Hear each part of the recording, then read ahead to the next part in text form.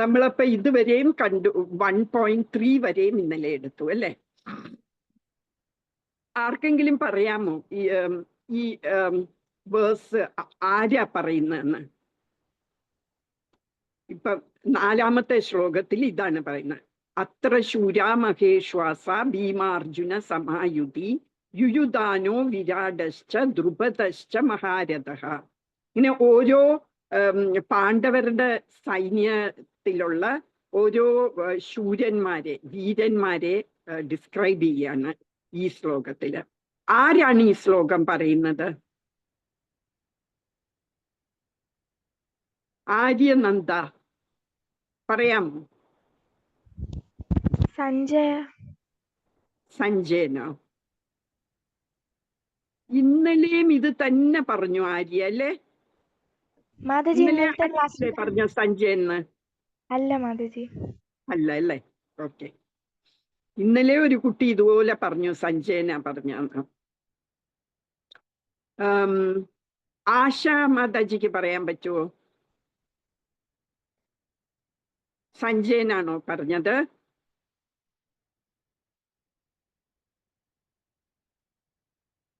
ഞാൻ 3 ചോയ്സസ് തരാം നിങ്ങൾക്ക്.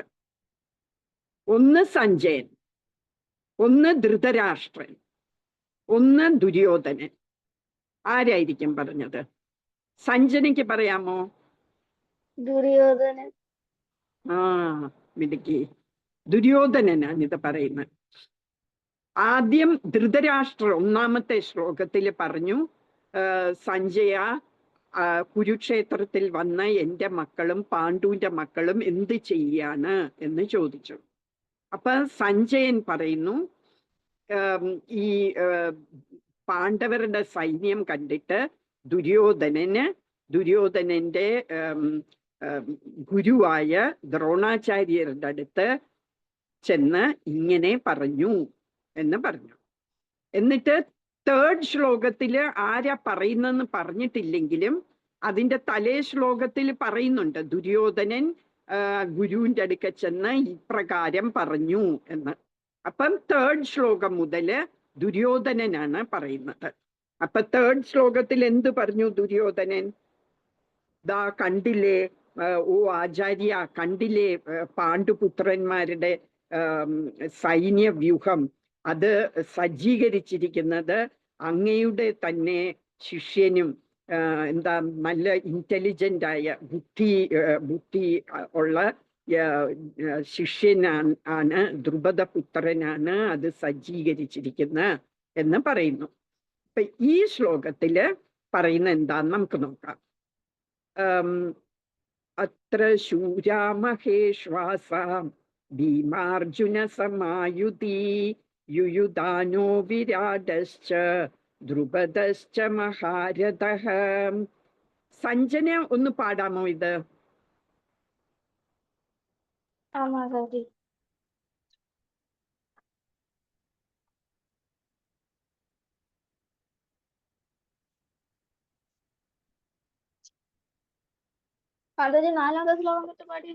4ാമത്തെ ശ്ലോകം ഇന്ന് എടുക്കുന്നത്. അത്ര ശൂര മഹേശ്വാസ ഭീമാർജുന സമായുധി യുയുധാനോ വിരാടശ്ച ദ്രുപദശ്ച മഹാരഥഃ.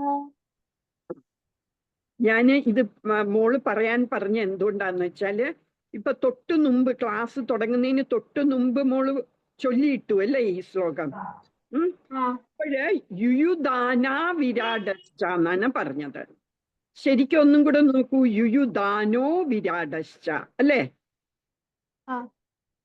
ഇപ്പോഴും അത് യുയുധാനാന്ന് പറഞ്ഞു, പക്ഷെ പിന്നെ കറക്റ്റ് ചെയ്തു. ഇപ്പൊ യുയുധാനോ വിരാടശ്ച ദ്രുപദശ്ച മഹാരഥഃ. ഇതില് അത്ര എന്ന് പറഞ്ഞാൽ ഇവിടെ, യുധി യുദ്ധത്തിൽ, ശൂരാഹ വീരന്മാരും, ഭീമാർജുന സമാഹ ഭീമാർജുനന്മാരോട് തുല്യരും, മഹേശ്വാസാഹ വില്ലാളികളുമായ, യുയുധാനഃ യുയുധാനനും, വിരാടശ്ച വിരാടനും, മഹാരഥ ദ്രുപദശ്ച, മഹാരഥനായ ദ്രുപദനും. ഇപ്പൊ നോക്കിയേ, ശൂരാന്ന് കഴിഞ്ഞിട്ട് 2 കുത്തിട്ടിട്ടുണ്ട് അല്ലേ? അപ്പൊ ഞാൻ എങ്ങനെ വായിച്ചു? ശൂരാഹ. അതിന്റെ തലേ ഈ കുത്തിന്റെ നേരെ മുമ്പിലുള്ളതില് രാ എന്നുള്ള കാരണം നമ്മള് ഹാന്ന് വായിക്കണം, ശൂരാഹ. അതുപോലെ ഭീമാർജുന സമാഹ, ഈ 2 കുത്തിടുമ്പോ ഹാ എന്നാ വായിക്കണ്ടേ. അതിന്റെ തലേ ലെറ്ററില് ആ എന്നാണെങ്കിൽ നമ്മളും ഹാ എന്ന് പറയണം. വിരാഡസ്, വിരാട കഴിഞ്ഞിട്ട് ഒരു ചായും കൂടിയുണ്ട്, അപ്പൊ അത് ചേർത്ത് വായിക്കണം. അപ്പൊ വിരാഡശ്ച എന്ന് വായിക്കും. യുയുദാന ച അല്ല, യുയുദാന ഹ, യുയുദാന ഹ എന്ന് വായിക്കില്ല, യുയുദാന ഹ. പിന്നെ മഹാരഥ, അടുത്തൊരു വാക്കുള്ളതുകൊണ്ട് ഞാൻ അത് പ്രൊനൗൺസ് ചെയ്യുന്നില്ല, അവിടെ ഒരു സ്റ്റോപ്പ് കൊടുക്കും, ഒരു കൊച്ചു സ്റ്റോപ്പ് കൊടുക്കും. മഹാരഥ ദ്രുപദശ്ച. മനസ്സിലായോ? അങ്ങനെ വേണം നമ്മൾ പറയാൻ. ഇനി വിവർത്തനം. ശ്രീല പ്രഭുപാദ് കി ജയ്. ഭീമാർജുനന്മാരോട് കിടനിൽക്കുന്ന യുയുധാനൻ, വിരാടൻ, ദ്രുപദൻ എന്നീ വില്ലാളി വീരന്മാർ ആ സൈന്യത്തിലുണ്ട്. അപ്പം ദുര്യോധനൻ ഇനി എക്സ്പ്ലെയിൻ ചെയ്യണം. 3-ാമത്തെ ശ്ലോകം തൊട്ട് 11-ാമത്തെ ശ്ലോകം വരെ ദുര്യോധനന് എക്സ്പ്ലെയിൻ ചെയ്യാണ് 2 മിലിറ്ററി ഫോഴ്സസ്, 2 സേനകളല്ലേ നിൽക്കുന്നത്. ഈ 2 സൈന്യത്തിലെ വീരന്മാരെ കുറിച്ച് ഉള്ള ഒരു കമ്പാരിസൺ നടക്കുകയാണ്, ഒരു താരതമ്യപ്പെടുത്തുകയാണ് ഇവരെ 2 കൂട്ടരെ. അപ്പൊ 3-ാമത്തേൽ പറഞ്ഞു, കണ്ടില്ലേ ഈ മഹത്തായ പാണ്ഡവരുടെ സൈന്യം, അത് സജ്ജീകരിച്ചിരിക്കുന്ന അവരുടെ സേനാപതിയായിട്ട് നിൽക്കുന്നത് ദ്രുപദന്റെ പുത്രനായ അങ്ങയുടെ ശിഷ്യനും നല്ല ബുദ്ധി വൈഭവമുള്ള ദൃഷ്ടദ്യുമ്നനാണ് എന്ന് പറയുകയാണ്. ഇനി ഈ ശ്ലോകത്തിൽ പറയുന്നു, ഭീമാർജുനന്മാരെ പോലെ തന്നെ നല്ല ശക്തിശാലിയുള്ള യുയുധാനൻ, വിരാടൻ, ദ്രുപദൻ ഇങ്ങനെയുള്ള വില്ലാളി വീരന്മാര് അവരുടെ സൈന്യത്തിലുണ്ട് എന്ന് പറയാണ്. അപ്പോഴ് ഈ വേഴ്സിലും നോക്കിയേ, ഈ ശ്ലോകത്തിലും എടുത്തു പറയുന്നു ദ്രുപദനെ. എന്തിനാണ്? പിന്നെയും ദ്രോണനെ ഒരു കൊട്ടു കൊടുക്കാൻ വേണ്ടിയാണ്. ദ്രോണരുടെ എനിമിയാണ് ദ്രുപദൻ അല്ലെ, അവര് തമ്മിൽ ഒരു ശത്രുതയുണ്ട് ഓൾറെഡി.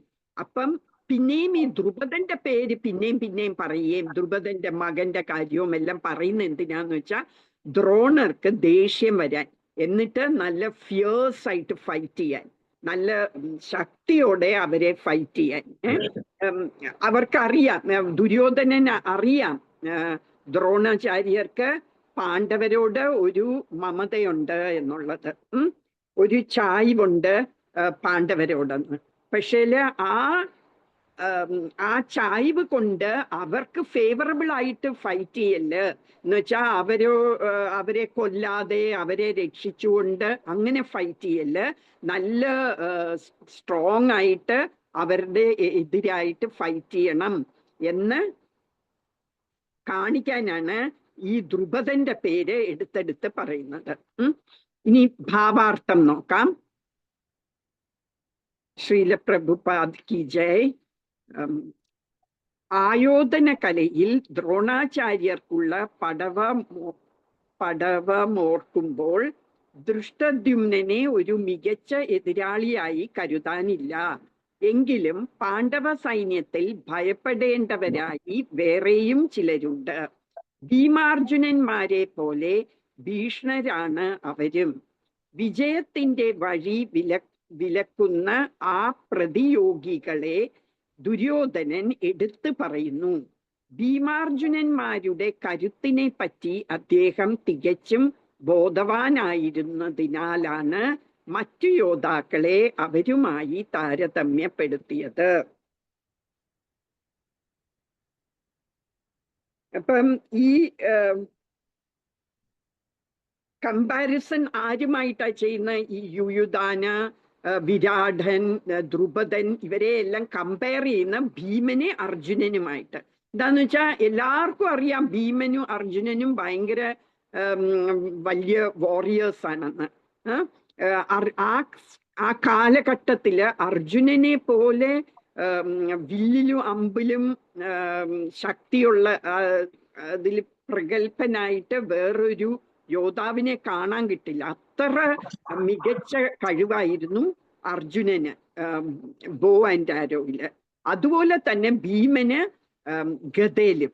അപ്പൊ ഇവര് രണ്ടുപേരും ആർച്ചറിയിൽ, ഒരാൾ ആർച്ചറിയിലും ഒരാള് മെയ്സ് ഫൈറ്റിലും അവര് രണ്ടുപേരും വളരെ പ്രശസ്തി കിട്ടിയവരാണ്.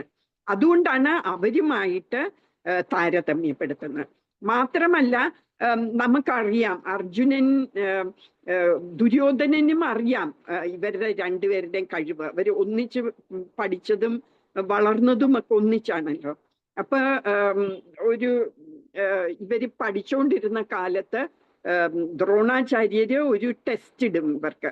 അപ്പൊ ഇവരെ എല്ലാ പ്രിൻസ്മാരെ വിളിച്ചിട്ട് ഒരു ബേർഡ്, ട്രീയിൽ ഒരു ബേർഡിനെ വെക്കും.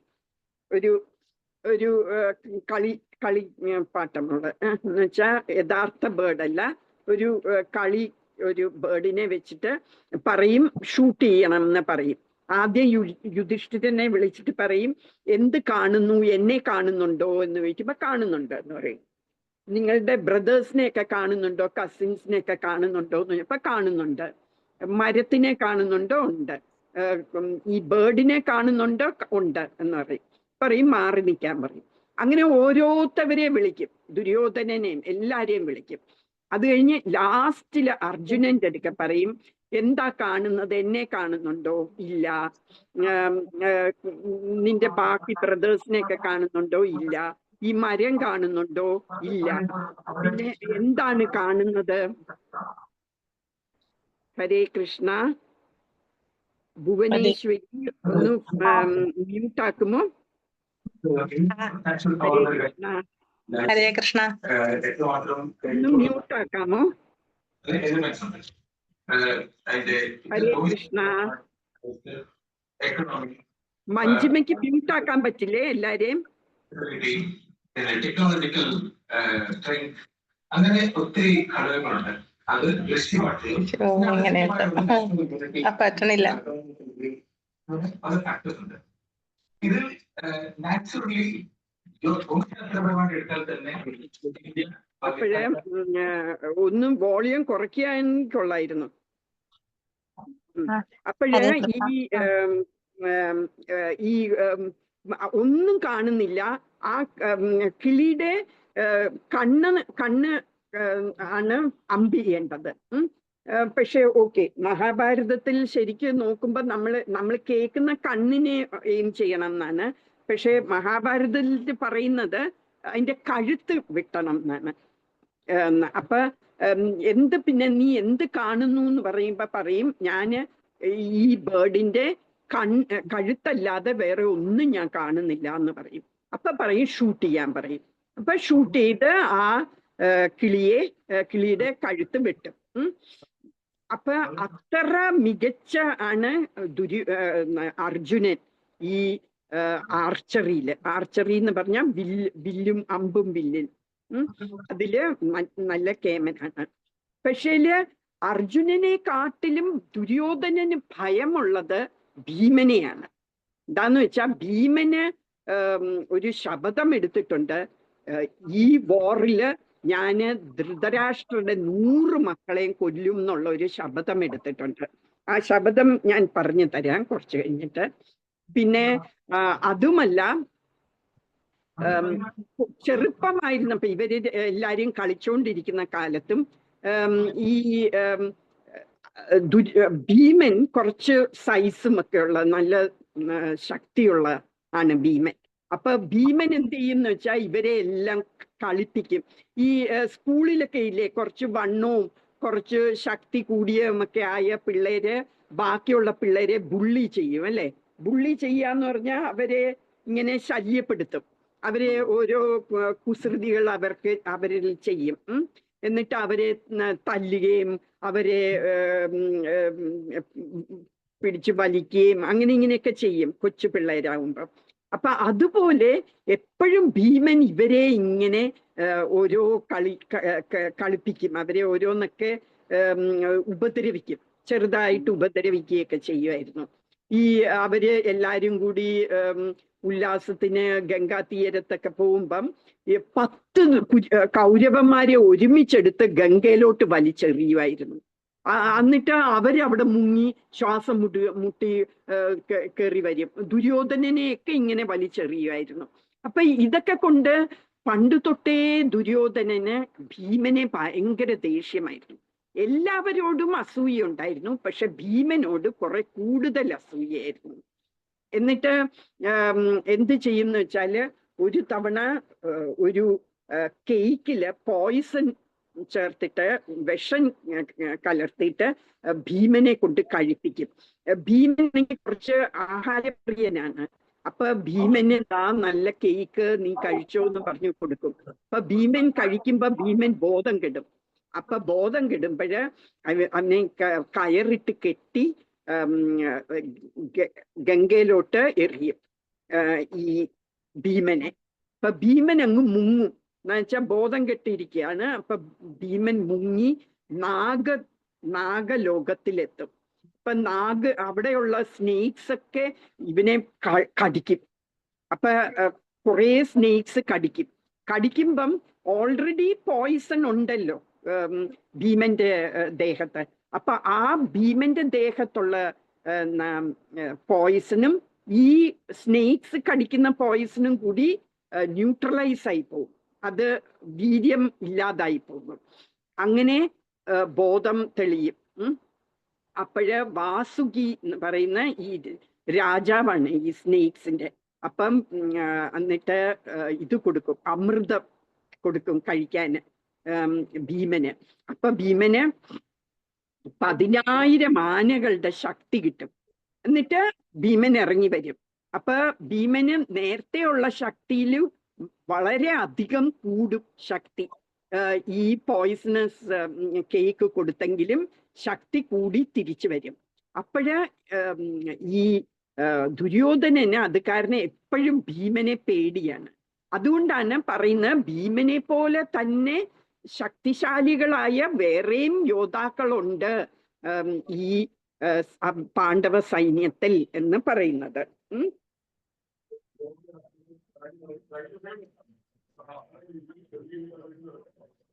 പിന്നെ എന്തുകൊണ്ടാണ് ഭീമന് അർജുനൻ ഷൂട്ടിംഗ് എന്തുകൊണ്ടാണ് ഭീമന് ഒരു വൗ എടുത്തെന്ന് ഞാൻ പറഞ്ഞില്ലേ? ഒരു വൗ എന്ന് പറഞ്ഞ എന്താ, ഒരു ശപഥമെടുക്കും, എല്ലാ മക്കളെയും കൊല്ലുന്നു. അത് എന്താണെന്ന് ഞാൻ പറഞ്ഞുതരാം.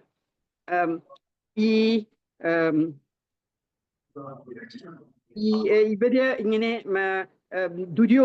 ആദ്യം ഈ ഒരു അരക്കില്ലത്തിൽ ആക്കി അവര് രക്ഷപ്പെടും ഇല്ലേ? ഞാൻ പറഞ്ഞു, അരക്കില്ലത്തില് ഇവരെ പറഞ്ഞു വിടും, പാണ്ഡവരെ അരക്കില്ലത്തിൽ പറഞ്ഞു വിടും അവരെ കൊല്ലാൻ വേണ്ടി. അത് അരക്കെന്ന് പറഞ്ഞാല് വാക്സ് പോലെ ലാക്കാണ്, ഒരു മരത്തിൽ നിന്ന് കിട്ടുന്നതാണ്. അത് വേഗം തീ പിടിക്കും. അങ്ങനെ കുറെ അതുപോലെ വേഗം തീ പിടിക്കുന്ന പോലത്തെ സാധനങ്ങൾ വെച്ച് ഒരു പാലസ് ഉണ്ടാക്കും. എന്നിട്ട് ഈ പാണ്ഡവരെ അങ്ങോട്ട് വിടും. പക്ഷെ വിതുരൻ ഇത് യുധിഷ്ഠിരന്റെ അടുക്ക പറയും, അവര് കൊല്ലാൻ വേണ്ടിയാണ് കൊണ്ടുപോകുന്നത്. അപ്പൊ ഒരു തുരങ്കം ഉണ്ടാക്കിയിട്ട്, ഒരു ടണൽ ഉണ്ടാക്കിയിട്ട് അതിൽ നിന്ന് നിങ്ങൾ രക്ഷപ്പെടണം ഫോറസ്റ്റിലോട്ട് എന്ന് പറഞ്ഞു കൊടുക്കുമായിരുന്നു. അങ്ങനെ ഇവര് ഇവിടെ ചെന്നപ്പം ഈ അരക്കില്ലം തീ വെക്കുന്നതിന് മുമ്പ് തന്നെ ഇവര് തന്നെ തീ വെച്ചേച്ച് അവര് ഈ തുരങ്കം വഴി ഫോറസ്റ്റില് രക്ഷപ്പെടും. അങ്ങനെ അവര് കുറെ കാലം ഫോറസ്റ്റിൽ താമസിക്കും, അമ്മയും മക്കളും. ആ സമയത്താണ് ദ്രൗപദിയെ കല്യാണം കഴിക്കുന്നതും ഒക്കെ. അത് കഴിഞ്ഞിട്ട് തിരിച്ച് എല്ലാവർക്കും മനസ്സിലാകും ഇവര് താമസിക്കുന്നുണ്ട് ഇങ്ങനെ ഫോറസ്റ്റിൽ നിന്ന്. അങ്ങനെ തിരിച്ചു വിളിക്കും. എന്നിട്ട് ധൃതരാഷ്ട്രര് പകുതി രാജ്യം യുധിഷ്ഠിരന് കൊടുക്കും. അപ്പൊ അതാണെങ്കിൽ ഒരു തറിശ് ഭൂമിയായ, ഒരു കൾട്ടിവേഷനും ഒന്നും ചെയ്യാൻ പറ്റാത്ത പോലത്തെ ഒരു ചീത്ത ഒരു സ്ഥലമാണ് കൊടുത്തത്. അവിടെ ഒരു ഗാന്ധീവ ഫോറസ്റ്റും ഉണ്ടായിരുന്നു. ഗാന്ധീവ എന്നല്ല, ഗന്ധാര ഫോറസ്റ്റ്. ഒരു ഫോറസ്റ്റ് ഉള്ള ഒരു സ്ഥലമാണ് അവർക്ക് കൊടുത്തത്. എന്നിട്ട് അവര് ഹാർഡായിട്ട് വർക്ക് ചെയ്ത് അവര് അത് നല്ലൊരു സ്ഥലമായിട്ട് ആക്കിയെടുക്കും ഈ പാണ്ഡവാസ്. എന്നിട്ട് ഈ ഫോറസ്റ്റ് അഗ്നി കൊണ്ട് ഈ ഫോറസ്റ്റ് എല്ലാം നശിപ്പിക്കുകയും ചെയ്യും. എന്നിട്ട് അഗ്നിദേവന് ഗാന്ധീവ എന്ന് പറഞ്ഞ ബോ അർജുനനെ പ്രസന്റും ചെയ്യും. പിന്നെ മയാന്ന് പറഞ്ഞ ഒരു അസുരൻ ആ ഫോറസ്റ്റില് താമസിക്കുന്നുണ്ടായിരുന്നു. അയാളെ രക്ഷിക്കുന്ന കാരണം, അതൊരു അസുരനാണ്, അയാളെ രക്ഷിക്കുന്ന കാരണം അയാൾ ഒരു നല്ലൊരു പാലസ് ഉണ്ടാക്കി കൊടുക്കും ഇവർക്ക്, പാണ്ഡവർക്ക്. അപ്പൊ അങ്ങനെ എന്നിട്ട് പാണ്ഡവര് ഒരു അശ്വമേധ യാഗമൊക്കെ നടത്തും. അപ്പൊ അതില് ദുര്യോധനനൊക്കെ വരും. അപ്പൊ ഈ പാലസില് കുറേ എന്താ പറയാ, മനുഷ്യർക്ക് മിസ്റ്റിക്കലായിട്ടുള്ള സാധനങ്ങളുണ്ട്. എന്ന് വെച്ചാൽ വെള്ളമാണെന്ന് തോന്നും, പക്ഷേ അവിടെ ചവിട്ടുമ്പോ അത് വെള്ളമല്ല. പിന്നെ വെള്ളമല്ല, വെറും മാർബിൾ ഫ്ലോർ ആണെന്ന് വിചാരിച്ച് നടക്കുമ്പം അവിടെ ഒരു പൂളായിരിക്കും, അതിൽ വീഴും. അങ്ങനെ ദുര്യോധനൻ ആ വെള്ളത്തിൽ വീഴും. അപ്പൊ എല്ലാരും ചിരിക്കും, ദ്രൗപദിയൊക്കെ ചിരിക്കും. അപ്പൊ ദുര്യോധനന് ഭയങ്കര ദേഷ്യം വരും.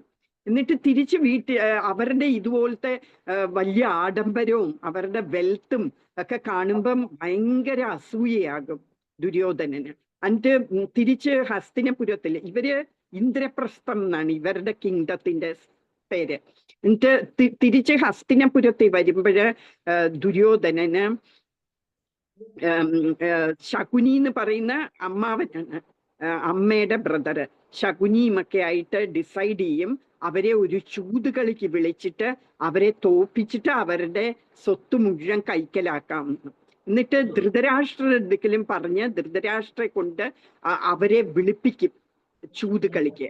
എന്നിട്ട് ചൂതുകളിക്ക് വരും യുധിഷ്ഠിരനും ഒക്കെ. എന്നിട്ട് യുധിഷ്ഠിരനാണ് കളിക്കുന്നത്, ശകുനിയുടെ എഗെയിൻസ്റ്റ് ആയിട്ട് കളിക്കുമ്പം എല്ലാം ആദ്യം ഈ പാലസ് തോക്കും, പിന്നെ വെൽത്ത് എല്ലാം അവര് വെച്ചിട്ട് അതെല്ലാം കളഞ്ഞു പോകും. എല്ലാം ഇവര് ജയിച്ചെടുക്കും, ശകുനി ജയിക്കും. അപ്പൊ ഡൈസിന്റെ ഈ ചൂതുകളിയിൽ എങ്ങനെയാന്ന് വെച്ചാൽ, ഓക്കെ ഞാൻ ഇത് പണയം വെച്ചിട്ട് കളിക്കുന്നു എന്ന് പറയും. എന്നിട്ട് അതിൽ തോറ്റ അതെല്ലാം ആ പൈസ എല്ലാം അവർക്ക് കൊടുക്കണം. എങ്ങനെയായി. പിന്നെ നകുലനെ വെക്കും, പോണെന്ന് പറയും ഇംഗ്ലീഷില്, എനിക്ക് മലയാളത്തെ അറിയില്ല.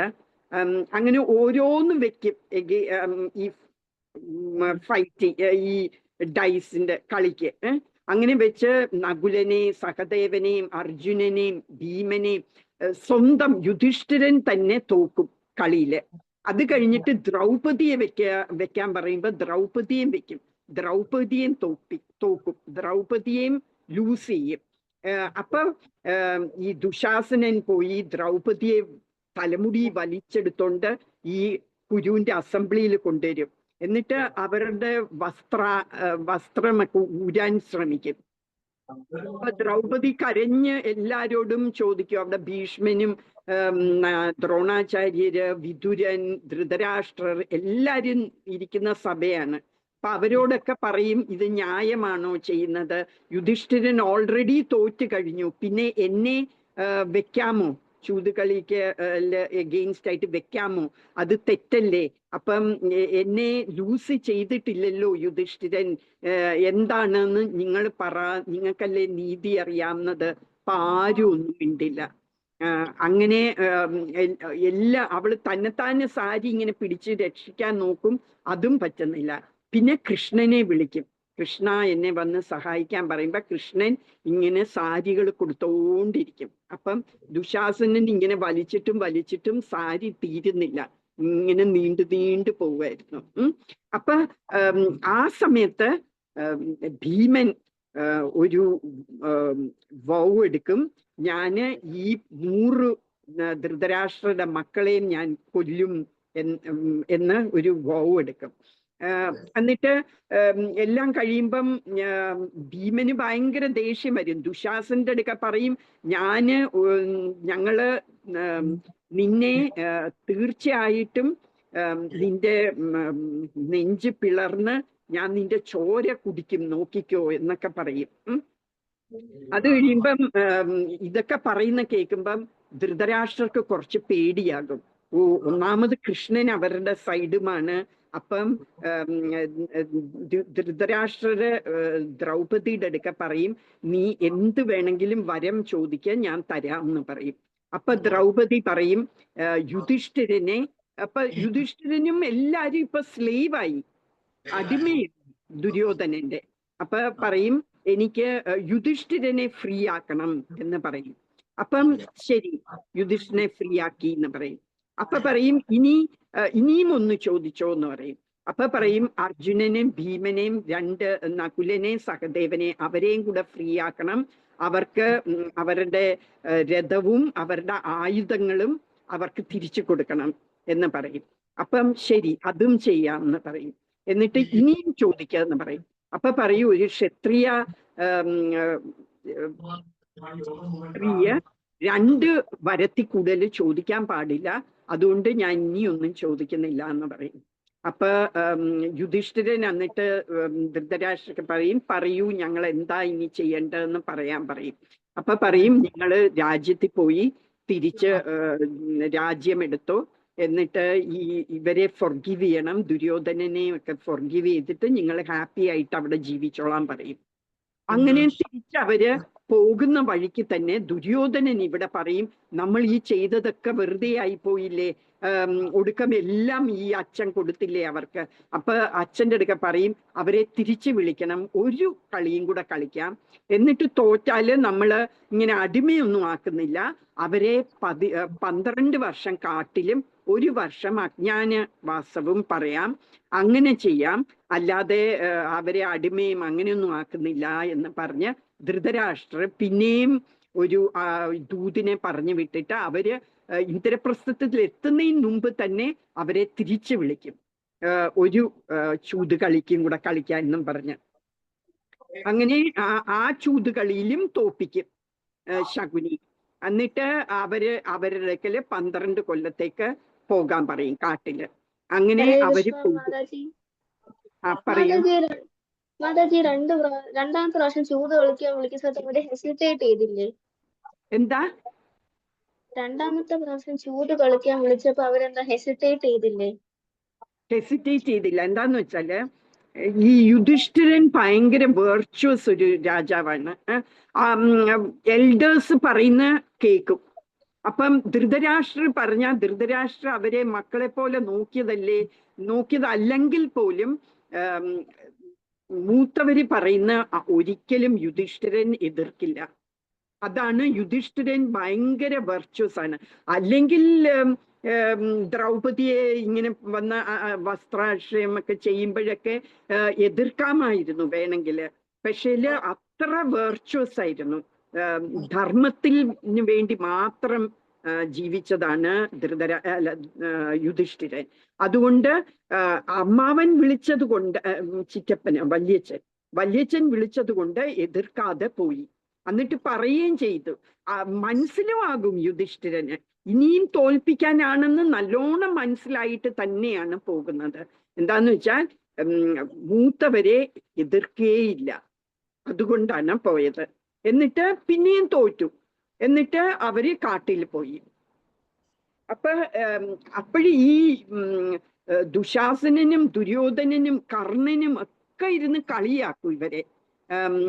അപ്പോഴ് ഭീമന് ഇതുപോലത്തെ ഒരു വലിയ ശപഥം എടുക്കുന്നത്, ഞാൻ 100 പേരെയും കൊല്ലും, പിന്നെ അർജുനൻ കർണനെ കൊല്ലും, നകുലൻ വേറെ ആരെയെ കൊല്ലും, നകുലന്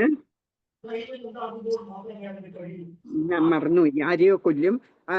സഹദേവനും എല്ലാവരെയും കൊല്ലും. ഈ ദുര്യോധനന്റെ ഫോളോവേഴ്സിനെ എല്ലാരെയും കൊല്ലും എന്ന് ശപഥമെടുത്തോണ്ട് അവര് കാട്ടിലോട്ട് പോകും. അപ്പൊ ഈ വിതുരൻ പറയും, അമ്മയെ കൊണ്ടുപോണ്ട, അമ്മ ഇപ്പൊ വയസ്സായതല്ലേ, അമ്മയും എന്റെ വീട്ടിൽ നിർത്ത്, ഞാൻ നോക്കിക്കൊള്ളാം ഈ 13 വർഷം എന്ന് പറയും.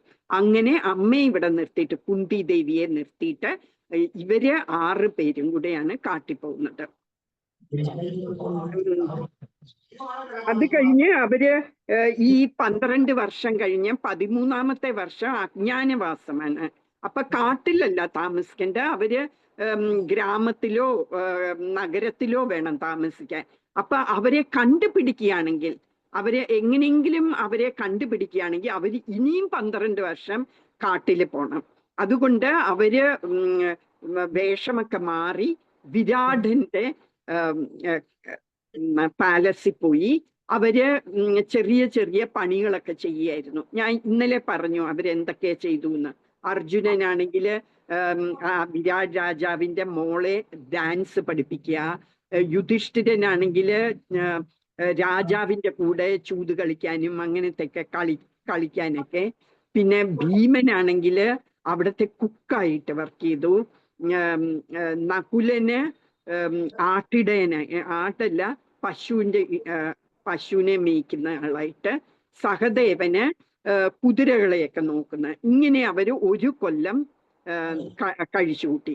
അതിന്റെ ഇടയില് ഈ രാജ്ഞിയുടെ ബ്രദറുണ്ട്, കീചകൻ എന്ന പേര്. അയാളാണ് അവരുടെ സേനാപതി. അയാള് ഭയങ്കര പവർഫുൾ ആണ്. അത് ഈ ദ്രുപദൻ അത്ര പവർഫുൾ അല്ല. അത് കാരണം കീചകനെ വലിയ ആളായിട്ട് വെച്ചിരിക്കുന്ന ആളാണ്. അപ്പൊ ഈ കീചകൻ ദ്രൗപദിയെ ഉപദ്രവിക്കാൻ ശല്യപ്പെടുത്തുമ്പോഴ് ഭീമന് രാത്രിയിൽ അയാളെ കൊല്ലും. അയാളെയും അയാളുടെ ഫോളോവേഴ്സിനെ എല്ലാരെയും കൊല്ലും. അപ്പൊ പിന്നെ ഈ ന്യൂസ് ഹസ്തിനപുരത്തെത്തി. ഇങ്ങനെ ഒരു ഗന്ധർവൻ എന്നാണ് ഇവരെല്ലാം വിചാരിക്കുന്ന ഏതോ ഗന്ധർവൻ വന്ന് കൊന്നു എന്നാണ്.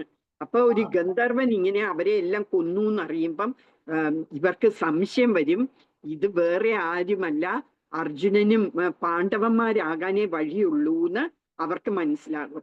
അപ്പം ദുര്യോധനൻ പറയും, നമുക്കൊരു കാര്യം ചെയ്യാം, അവരുടെ പശുക്കളെയൊക്കെ മേയ്ക്കുന്ന അവിടെ പോയി ആ പശുക്കളെയൊക്കെ നമുക്ക് മാറ്റാം, എന്നിട്ട് വോറിന് പോകാം എന്ന് പറയും.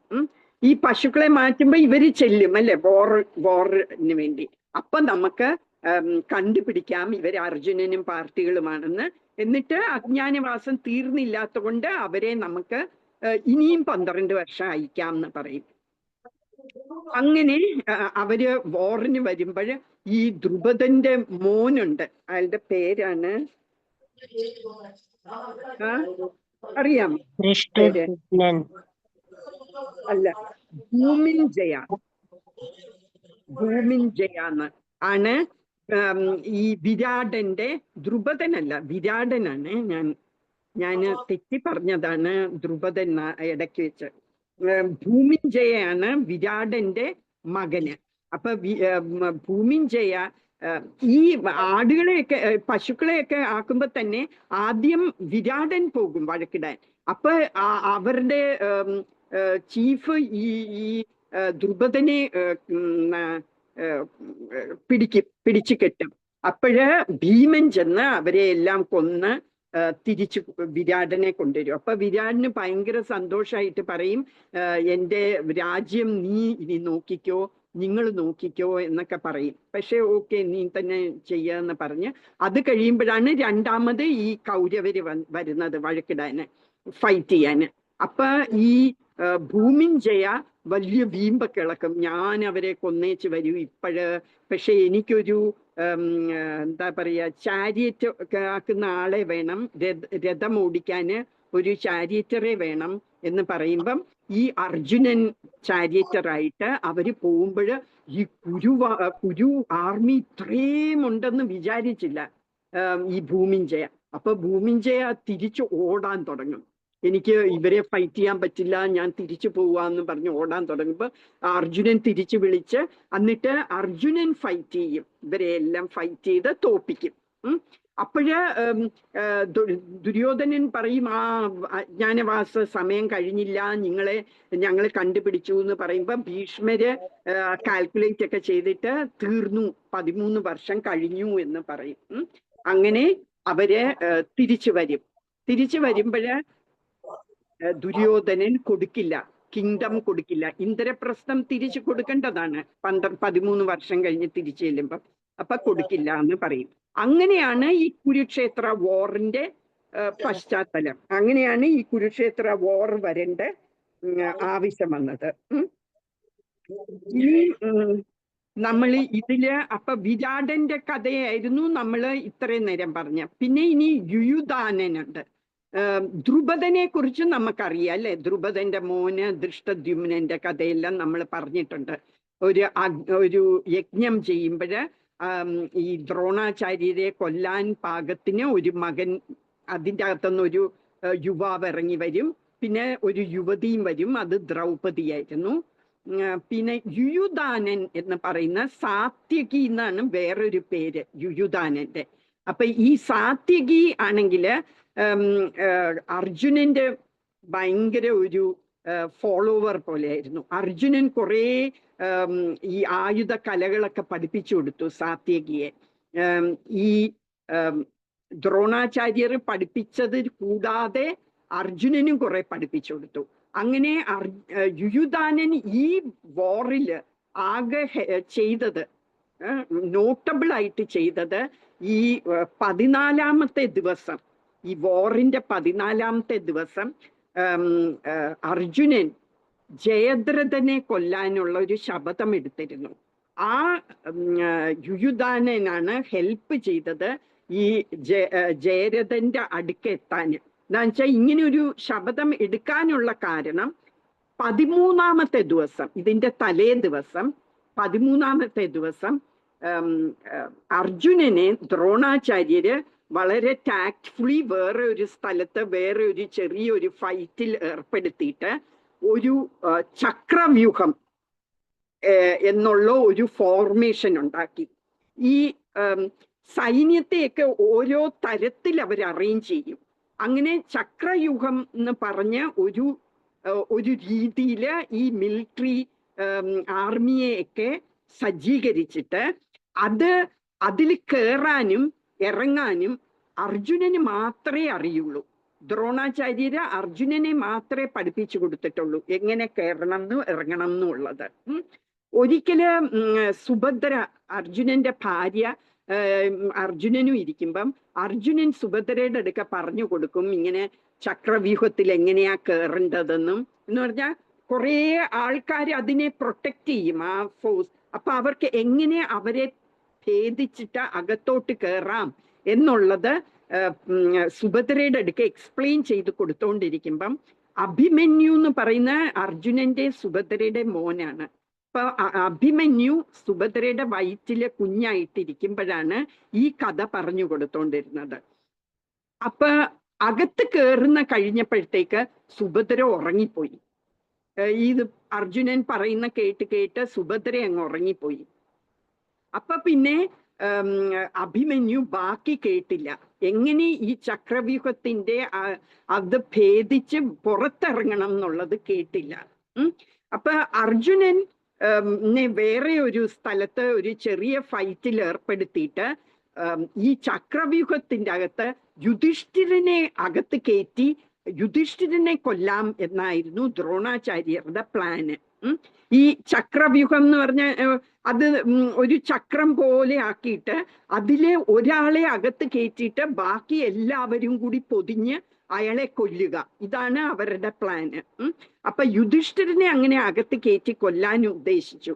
പക്ഷെ യുധിഷ്ഠിരൻ പറഞ്ഞു അഭിമന്യുയുടെ അടുക്ക, അഭിമന്യു നീ പോ എന്ന് പറഞ്ഞപ്പോ അഭിമന്യുവിന് അകത്ത് കയറാനേ അറിയുള്ളൂ, പുറത്തിറങ്ങാനുള്ളത് അറിയില്ല. അപ്പം യുധിഷ്ഠിരനും ഭീമനും പറഞ്ഞു ഞങ്ങൾ നിന്നെ ഫോളോ ചെയ്യാം, നീ അകത്ത് കയറാൻ, ഞങ്ങളും കൂടെ തന്നെ അകത്ത് കയറിയിട്ട് നമുക്ക് അവരെയൊക്കെ കൊന്ന് നമുക്ക് പുറത്തിറങ്ങാം എന്ന് പറഞ്ഞു. അപ്പൊ അങ്ങനെ അഭിമന്യു അകത്ത് കയറി. പക്ഷെ ഇവരകത്ത് കയറാൻ പോയപ്പോ ജയദ്രഥൻ അവരെ തടഞ്ഞു. അവരെ കയറാൻ ഉള്ള വഴി കൊടുത്തില്ല. അങ്ങനെ അഭിമന്യു തനിച്ചായി ആ ചക്രവ്യൂഹത്തിന്റെ അകത്ത്. എന്നിട്ട് 6 കൗരവ സോൾജേഴ്സ് ഈ അഭിമന്യുടെ അടുക്കൽ ഒറ്റയ്ക്കുള്ള അഭിമന്യുവിനെ അവര് 6 പേരും കൂടി ചേർന്ന് ഫൈറ്റ് ചെയ്തു. ഇതാരൊക്കെയായിരുന്നു? ദ്രോണ, കൃപ, കൃതവർമ്മ, പിന്നെ അശ്വത്ഥാമ, കർണൻ,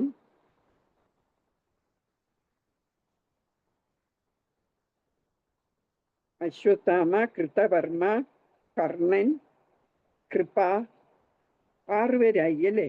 കർണ, കൃതവർമ്മ, അശ്വത്ഥാമ, ദ്രോണ, ദുര്യോധനൻ, കൃപൻ. ഈ 6 പേരും കൂടി ഈ അഭിമന്യുവിനെ തന്നെ ഫൈറ്റ് ചെയ്യാൻ തുടങ്ങി.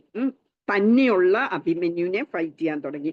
അത് ശരിക്കും ഈ വാർഫെയറിന്റെ ഒരു ലംഘനമാണ്, ആ റൂൾസിന്റെ ഒരു ലംഘനമാണ്. ഒരാളുടെ അടുക്കലേ ഫൈറ്റ് ചെയ്യാവുള്ളൂ. ഈ 6 പേര് ചേർന്ന് ഒരാളെ ഫൈറ്റ് ചെയ്യാൻ പാടില്ല.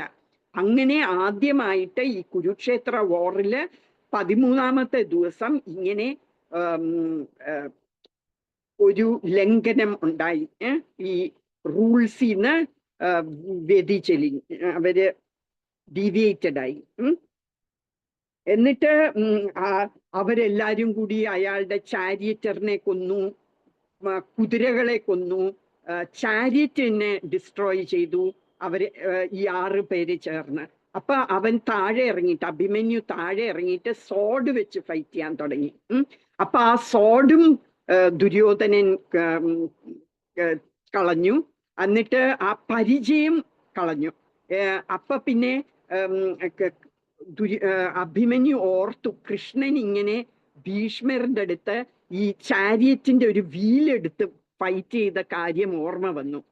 അപ്പൊ അവിടെ അവന്റെ തന്നെ ചാരിയറ്റിന്റെ വീൽ അവിടെ കിടന്നത് എടുത്ത് അത് വെച്ച് ഫൈറ്റ് ചെയ്യാൻ വേണ്ടി പോയപ്പം അതും അവര് ഡിസ്ട്രോയ് ചെയ്തു.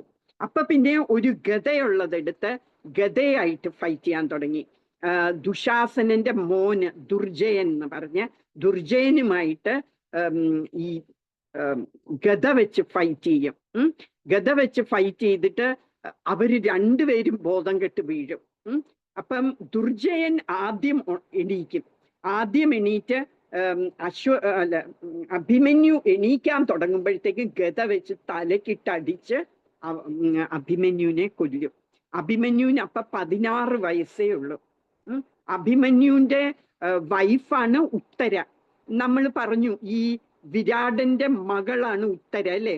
ഉത്തരയാണ് അർജുനൻ ഡാൻസ് പഠിപ്പിച്ചത്. ആ ഉത്തരെ അർജുനന്റെ മകനായ അഭിമന്യുവിന് കല്യാണം കഴിപ്പിച്ചു കൊടുക്കും. അപ്പൊ ഉത്തരയ്ക്ക് ഈ വാർ നടക്കുന്ന സമയത്ത് ഉത്തര പ്രഗ്നന്റ് ആണ്. പരീക്ഷത്തിനെ പ്രഗ്നന്റ് ആയിരുന്നു. ആ സമയത്താണ് അഭിമന്യു മരിക്കുന്നത്. അപ്പൊ അങ്ങനെ അഭിമന്യു മരിച്ചു. പിന്നെ അപ്പൊ അർജുനന് ഇത് അറിഞ്ഞു, മകൻ മരിച്ചു എന്നറിയുമ്പം ഒരു ശപഥമെടുക്കും. നാളെ വൈകുന്നേരം സൂര്യൻ അസ്തമിക്കുന്നതിന് മുൻപ് ഞാൻ ജയദ്രഥനെ കൊന്നില്ലെങ്കിൽ ഞാൻ അഗ്നിയിൽ ചാടി മരിക്കും എന്ന് ഒരു വൗ എടുക്കും. അപ്പോഴ് ഈ കൗരവരെല്ലാവർക്കും ഭയങ്കര സന്തോഷമാവും. എങ്ങനെയെങ്കിലും ജയദ്രഥനെ രക്ഷിച്ച് വൈകുന്നേരം വരെ നിർത്തിയാല് അർജുനൻ തന്നെ അങ്ങ് ചത്തോളുമല്ലോ എന്നും പറഞ്ഞ് അവരെല്ലാവരും ജയദ്രഥനെ ഭയങ്കരമായിട്ട് പ്രൊട്ടക്ട് ചെയ്യും. ആ പിറ്റേ ദിവസം 14ാമത്തെ ദിവസം. അപ്പൊ ഒരു വിധത്തിൽ അർജുനൻ കുറെ ട്രൈ ചെയ്യും ജയദ്രഥന്റെ അടുക്ക എത്താന്. അപ്പൊ അവര് കൗരവ ആർമി അയാളെ പ്രൊട്ടക്ട് ചെയ്തുകൊണ്ടിരിക്കും. അർജുനൻ അതിന്റെ അടുത്തോട്ടൊന്നും വരാൻ സമ്മതിച്ചില്ല. അങ്ങനെയായപ്പം ഈ യുയുധാന, നമ്മൾ പറഞ്ഞ ഈ യുയുധാന അല്ലെ സാത്യകിയാണ് കുറെ പേരെയൊക്കെ കൊന്ന് അങ്ങനെ അർജുനൻ കുറച്ചെങ്കിലും ജയദ്രഥന്റെ അടുത്ത് എത്താൻ സഹായിച്ചത്. എന്നാലും ജയദ്രഥന്റെ അടുക്കൽ എത്താൻ സാധിച്ചില്ല. അപ്പൊ കൃഷ്ണൻ എന്ത് ചെയ്യുമെന്ന് വെച്ചാല് കൃഷ്ണന് സുദർശന ചക്രം വിട്ട് സൂര്യനെ മറയ്ക്കും. അപ്പം ഈ കൗരവര് വിചാരിക്കും, ഓ സൂര്യൻ അസ്തമിച്ചു എന്നും പറഞ്ഞ് അവരുടെ വെപ്പൻസ് ഒക്കെ താഴെയിട്ട് ജയദ്രഥൻ ആഘോഷിക്കാൻ തുടങ്ങും. ജയദ്രഥൻ മുമ്പിൽ വരും. അങ്ങനെ ജയദ്രഥനെ എക്സ്പോസ് ചെയ്യും. ജയദ്രഥനെ എക്സ്പോസ് ചെയ്യുന്ന ഉടനെ കൃഷ്ണൻ പറയും അർജുനന്റെ അടുക്കല്, ഞാനിപ്പം സുദർശന ചക്രം തിരിച്ചെടുക്കും, നീ അവനെ കൊന്നോളാൻ പറയും, അവനെ ഷൂട്ട് ചെയ്തോളാൻ പറയും. അങ്ങനെ സുദർശന ചക്രം അത് പിൻവലിക്കുമ്പോഴത്തേക്ക് സൂര്യൻ പിന്നെയും പ്രകാശിക്കും. അപ്പോഴത്തേക്കും ഈ കൗരവര് തിരിച്ചവരുടെ വെപ്പൻസ് എടുക്കുന്നതിന് മുമ്പ് തന്നെ അർജുനൻ ഒരു വില്ല കൊണ്ട് ജയദ്രഥന്റെ തല വെട്ടി അങ്ങ് ദൂരെ, ഈ ബാറ്റിൽ ഫീൽഡിൽ നിന്നൊക്കെ വളരെ വളരെ ദൂരെയായിട്ട്, ജയദ്രഥന്റെ അച്ഛൻ ഒരു രാജാവാണ്, ജയദ്രഥന്റെ അച്ഛൻ ഇരുന്ന് ധ്യാനിച്ചോണ്ടിരിക്കുന്ന ആ ജയദ്രഥന്റെ അച്ഛന്റെ മടിയില് മകന്റെ തല വന്ന് വീഴും. അപ്പൊ ഇത് പെട്ടെന്ന് ഇങ്ങനെ ധ്യാനത്തിലിരിക്കുമ്പോ ഒരു തല വന്ന് വീണപ്പോഴത്തേക്കും ചാടി എണീക്കും. ഇതെന്താന്നും പറഞ്ഞ് ചാടി എണീക്കുമ്പം അത് താഴെ വീഴും. ജയദ്രഥന്റെ തല താഴെ വീഴുമ്പോഴത്തേക്ക് ഈ അച്ഛന്റെ തലയും 10,000 കഷ്ണങ്ങളായിട്ട് പോകും. എന്താന്ന് വെച്ചാൽ ജയദ്രഥന്റെ അച്ഛൻ ഒരു വരം കൊടുത്തിട്ടുണ്ടായിരുന്നു. നിന്റെ തല ആര് വെട്ടി അത് നിലത്ത് വീണാല്, നിന്റെ തല നിലത്ത് വീഴുകയാണെങ്കിൽ ആ നിലത്ത് വീഴുന്ന ആളുടെ തല 1000 കഷ്ണമായിട്ട് ഷാറ്റേർഡ് ആകും എന്ന് ഒരു വരം കൊടുത്തിട്ടുണ്ടായിരുന്നു. അപ്പം ഈ അർജുനൻ തല വെട്ടിയിട്ട് താഴെ വീണ അർജുന്റെ തല പോകും അല്ലെ. അതുകൊണ്ട് ആരോ ആ തലയെ എടുത്ത് കൊണ്ടുപോയി ജയദ്രഥന്റെ അച്ഛന്റെ മടിയിൽ തന്നെ കൊണ്ടുവിടും. അപ്പൊ അച്ഛൻ ചാടി എണീക്കുമ്പം അച്ഛന്റെ തല തന്നെ ഷാറ്റേർഡ് ആയി പോകും, 1000 കഷ്ണങ്ങളായി പോകും. അപ്പൊ അതാണ് അർജുനന്റെ, അങ്ങനെ കൃഷ്ണൻ അർജുനന്റെ ശപഥം ശരിയാക്കിയെടുത്തു. അല്ലെങ്കിൽ ആ സണ്ണിനെ മൂടിയില്ലായിരുന്നു എങ്കിൽ ജയദ്രഥനെ കൊല്ലാനേ പറ്റില്ലായിരുന്നു. ഇനി നമ്മൾ നോക്കിയാല്, ഈ ശ്ലോകത്തിൽ നോക്കിയാല് പാണ്ഡവരുടെ സൈന്യത്തിലുള്ള ശൂരപരാക്രമികളെ എല്ലാം ഡിസ്ക്രൈബ് ചെയ്യാണ് ഈ ശ്ലോകത്തില്. പക്ഷെ കൃഷ്ണന്റെ പേര് പറയുന്നേ ഇല്ല അല്ലേ. എന്നാല് ഏറ്റവും കൃഷ്ണനാണ് എല്ലാത്തിൻ്റെ എല്ലാം അല്ലെ. ഏറ്റവും ഇമ്പോർട്ടന്റ് പേഴ്സൺ ആരാണ്? കൃഷ്ണനാണ് പാണ്ഡവരുടെ സൈന്യത്തില്. പക്ഷെ ദുര്യോധനന്റെ കണ്ണില് കൃഷ്ണൻ ആരുമല്ല. എന്തുകൊണ്ടാ? കൃഷ്ണന് വെപ്പൻ എടുക്കില്ല എന്ന് പറഞ്ഞു അല്ലെ, ആയുധങ്ങളൊന്നും എടുക്കില്ല ഈ വോറിലെന്ന് പറഞ്ഞപ്പം ദുര്യോധനൻ വിചാരിച്ചു വെപ്പനൊന്നും ഇല്ലാത്ത കൃഷ്ണന് അത്ര ഇമ്പോർട്ടൻസ് ഒന്നും കൊടുക്കേണ്ട കാര്യമില്ല എന്ന് വിചാരിച്ചു. എന്നാൽ സത്യത്തില് ഈ വോറില് എല്ലാരെയും കൊന്നതും എല്ലാം ആരായിരുന്നു? കൃഷ്ണനായിരുന്നു കൊന്നത് അല്ലെ. ഇതില് ഭഗവത്ഗീതയിൽ തന്നെ 11ാമത്തെ ചാപ്റ്ററില് 33ാമത്തെ വേഴ്സിൽ പറയുന്നുണ്ട് കൃഷ്ണൻ, അർജുന നീ എണീറ്റ് ഫൈറ്റ് ചെയ്യ, നീ എൻ്റെ ഒരു ഇൻസ്ട്രുമെന്റ് ആയാ മതി, എൻ്റെ ഒരു ഉപകരണമായാ മതി, ഞാൻ ഓൾറെഡി എല്ലാരെയും കൊന്നു കഴിഞ്ഞു, നീ എൻ്റെ ഒരു ഇൻസ്ട്രുമെന്റ് മാത്രമായി നീ ഫൈറ്റ് ചെയ്താൽ മതി എന്ന് പറയുന്നുണ്ട്. അതുപോലെ തന്നെ ഈ വിരാട രൂപം കാണിച്ചു കൊടുക്കും കൃഷ്ണൻ അർജുനന് 11ാമത്തെ അധ്യായത്തില്. അപ്പൊ ആ വിരാട് രൂപത്തിൽ നോക്കുമ്പം അർജുനൻ കാണുന്നുണ്ട് ഈ വോറില് ഭീഷ്മര്, കർണൻ, ദുര്യോധനൻ എല്ലാവരും ആ വിരാട് രൂപത്തിന്റെ വായിലകത്ത് കയറിപ്പോകുന്നത്. അപ്പൊ എല്ലാവരെയും കൊല്ലുന്നത് കൃഷ്ണൻ തന്നെയാണ്. പക്ഷേല് അർജുനനാണ് അതിന്റെ ബഹുമതി കിട്ടുന്നതെന്നേ ഉള്ളൂ. കൊല്ലുന്ന കൃഷ്ണൻ ഓൾറെഡി നിശ്ചയിച്ചു. കൃഷ്ണന്റെ കണ്ണ് അവരുടെ മേത്ത് പതിക്കുന്നതോടു കൂടി തന്നെ അവരെല്ലാം മരിച്ചു. ശരിക്കും അവരുടെ ഡെസ്റ്റിനി ഓൾറെഡി സീൽഡ് ആണ്. അപ്പൊ അങ്ങനെ ദുര്യോധനന് മനസ്സിലായില്ല ഏറ്റവും ഇമ്പോർട്ടന്റ് പ്ലെയർ ഈ വാറില് കൃഷ്ണനായിരുന്നു എന്നുള്ളത്. പിന്നെ കൃഷ്ണന് അർജുനനെ ഈ ജയദ്രഥനെ കൊല്ലാൻ മാത്രമല്ല സഹായിച്ച്, ത്രൂ ഔട്ട് ദ വാർ അർജുനനെ ഹെൽപ്പ് ചെയ്തുകൊണ്ടിരുന്നു. ഈ വാറൊക്കെ കഴിഞ്ഞ് 18ാമത്തെ ദിവസം വാറൊക്കെ കഴിഞ്ഞ് ദുര്യോധനനെ കൊന്നു കഴിയുമ്പോൾ ഇവര് കൃഷ്ണനും പാണ്ഡവന്മാരും ഈ കൗരവരുടെ ക്യാമ്പില് അവര് താമസിച്ച ആ കുടീരത്തില് പോയി അവിടുത്തെ വെൽത്തും എല്ലാം കളക്ട് ചെയ്യും. ഈ ജയിച്ചവരെല്ലാം എല്ലാ വെൽത്തും കളക്ട് ചെയ്യും. അതിനു വേണ്ടി പോയപ്പോഴ് അവിടെ എത്തിയപ്പോ കൃഷ്ണൻ അർജുനന്റെ അടുക്ക പറയും, നീ തേരിന്ന് ആദ്യം ഇറങ്ങാൻ പറയും. തേരിൽ നിന്ന് നീ ആദ്യം ഇറങ്ങാൻ, ഗാന്ധീവ ബോയും ഒക്കെ എടുത്തോണ്ട് നീ ഇറങ്ങാന്ന് പറയും. അപ്പൊ അർജുനൻ ഇറങ്ങും. അത് കഴിഞ്ഞ് കൃഷ്ണൻ ഇറങ്ങും. കൃഷ്ണൻ ഇറങ്ങി കഴിയുമ്പോഴത്തേക്കും ഈ തേര് ബേസ്റ്റ് ചെയ്യും. ഫയർ ആയിട്ട് ബേസ്റ്റ് ചെയ്ത് അത് ചാമ്പലായി തീരും. അപ്പം എല്ലാവരും പാണ്ഡവരിങ്ങനെ അതിശയത്തിൽ നോക്കിയിട്ട് പറയും, ഇതെന്താ, എങ്ങനെ സംഭവിച്ചു എന്ന് ചോദിക്കും. അപ്പൊ കൃഷ്ണൻ പറയും, എത്ര ദിവ്യമായ വെപ്പൻസ് ആണ് നിന്റെ എഗെയിൻസ്റ്റ് ആയിട്ട് വന്നത്, അത് എല്ലാം ഈ ചാരിയറ്റില് ഈ രഥത്തില് എത്ര ദിവ്യമായ അസ്ത്രങ്ങൾ വന്ന് കൊള്ളുന്നുണ്ടായിരുന്നു. എന്നിട്ടും ഈ രഥം തകർന്നു പോകാഞ്ഞത് ഞാൻ ഇരുന്ന കൊണ്ടാണ്. അപ്പൊ ഞാൻ മാറിയപ്പോഴത്തേക്കും ആ ദിവ്യമായ വെപ്പൻസ് എല്ലാം വന്ന് കൊണ്ടതിൻ്റെ ഫലമായിട്ട് അത് കത്തി എരിഞ്ഞു എന്ന് പറയും. അപ്പം ഇതിൽ നിന്ന് നമുക്ക് എന്ത് ലെസൺ പഠിക്കാൻ പറ്റും? കൃഷ്ണൻ ആണ്, നമ്മൾ കൃഷ്ണനെ ഫേവർ ചെയ്താൽ, നമ്മൾ കൃഷ്ണനെ ചിന്തിച്ചാല് കൃഷ്ണൻ എപ്പോഴും നമ്മളെ പ്രൊട്ടക്റ്റ് ചെയ്യും.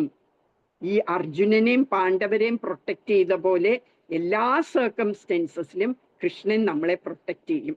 എന്നാൽ കൃഷ്ണനെ മറന്ന് നമ്മൾ ഈ ഭൗതിക ലോകത്തിലുള്ള എല്ലാ കാര്യത്തിലും ഭ്രമിച്ചു പോയാല്, കൃഷ്ണനെ മറന്ന് നമ്മൾ ഭ്രമിച്ചു പോയാല് നമുക്ക് ഒരു പ്രൊട്ടക്ഷനും ഉണ്ടാവില്ല എന്നാണ് പറയുന്നത്.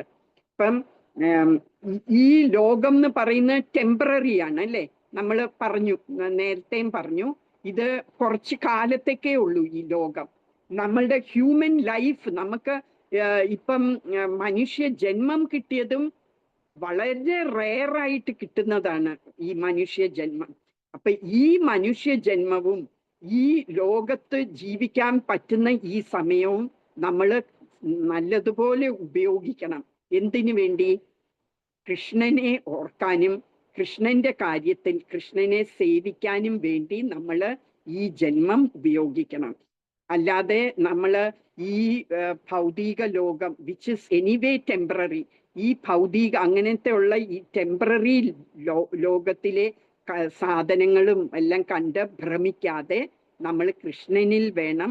ഏറ്റവും ഇമ്പോർട്ടൻ്റ് നമ്മുടെ ജീവിതത്തിൽ കൃഷ്ണനായിരിക്കണം എന്നാണ് ഇതിൽ നിന്ന് കിട്ടുന്ന മെസ്സേജ്. നമ്മൾ എന്ത് ആക്ടിവിറ്റി ചെയ്താലും അത് നമ്മൾ കൃഷ്ണന് വേണ്ടി ചെയ്യണം. കൃഷ്ണൻ വേണം അതിൻ്റെ സെന്റർ. നമ്മൾ എല്ലാ കാര്യങ്ങളും ചെയ്യുന്ന കൃഷ്ണന് വേണ്ടി ആയിരിക്കണം. എന്നാലേ നമ്മളുടെ ഈ ജന്മത്തിലും നമുക്ക് ഓസ്പിഷ്യസ്നെസ് കിട്ടണം എന്ന് വെച്ചാൽ, നമുക്ക് ഓസ്പിഷ്യസ്നെസ്സിന് എന്താ പറയുക? നമുക്ക് എല്ലാ ഐശ്വര്യങ്ങളും കിട്ടണം എന്നുണ്ടെങ്കിൽ കൃഷ്ണന് വേണ്ടി നമ്മൾ ജീവിച്ചാലേ നമുക്ക് കിട്ടുള്ളൂ എന്നാണ് പറയുന്നത്. നമ്മളുടെ അമ്മ അച്ഛന്മാര് നമുക്ക് കുറേ ഹൊറിസോണ്ടൽ റിലേഷൻഷിപ്പ് ഉണ്ട് അല്ലേ? എന്ന് പറഞ്ഞാല് ഈ ലോകത്ത് കുറേ ആൾക്കാരായിട്ട് നമുക്ക് നല്ല ബന്ധമുണ്ട്. ആ ബന്ധങ്ങളൊക്കെ ഇമ്പോർട്ടൻ്റ് ആണ്. നമ്മളുടെ അച്ഛനും അമ്മയുമായിട്ടും മക്കളായിട്ടും സഹോദരന്മാരായിട്ടും ഒക്കെയുള്ള റിലേഷൻഷിപ്പ് ഇമ്പോർട്ടൻ്റ് തന്നെയാണ്. പക്ഷെ അതിനേക്കാട്ടിലും ഇമ്പോർട്ടൻ്റ് ആയിട്ടുള്ള റിലേഷൻഷിപ്പാണ് വെർട്ടിക്കൽ റിലേഷൻഷിപ്പ് വിത്ത്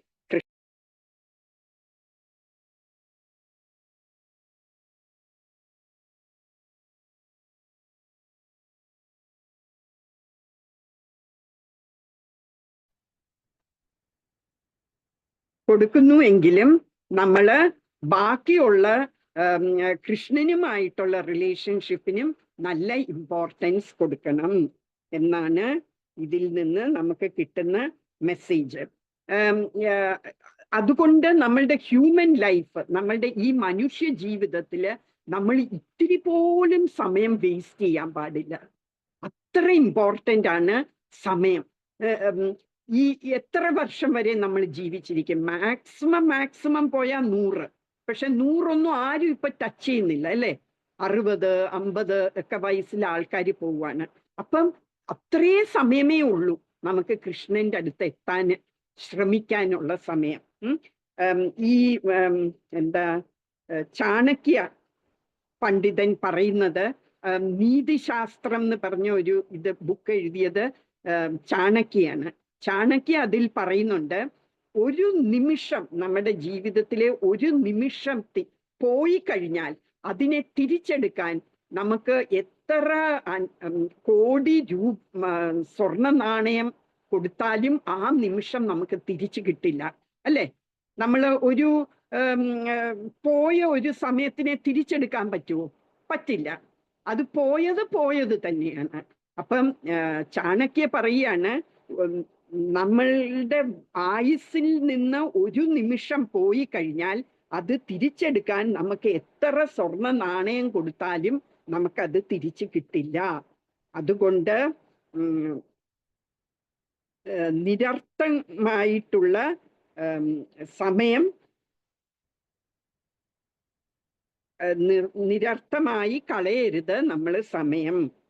അത് അതിലപ്പുറം നഷ്ടം വേറെ ഒന്നുമില്ല എന്ന് പറയുകയാണ് ചാണക്യ പണ്ഡിതൻ.